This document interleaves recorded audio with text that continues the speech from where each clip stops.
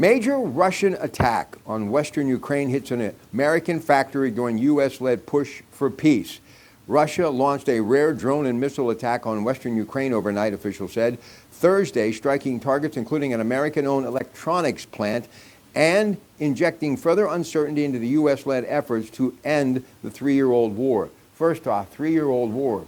Amazing that thing has gone on as long as it has, and I don't see any end in sight. And sometimes I think Vladimir Putin is just putting up a lot of smoke screens to give his troops and his army an advantage, keeping Ukraine off their feet and leading the U.S. maybe down a very strange and scary path. Because this thing could escalate, make no mistake about it.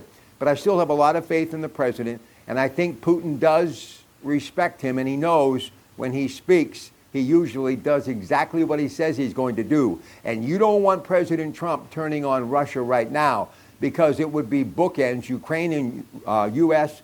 Coming at you at the same time with more economic sanctions coming from the U.S. and possible military intervention. You don't want that.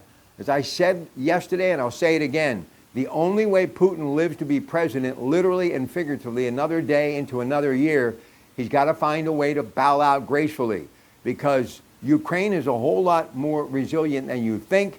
The EU, the United States, are looking into the eye of Russia and saying this has to stop. And sooner or later, the Russian people are going to realize this is a no-win situation.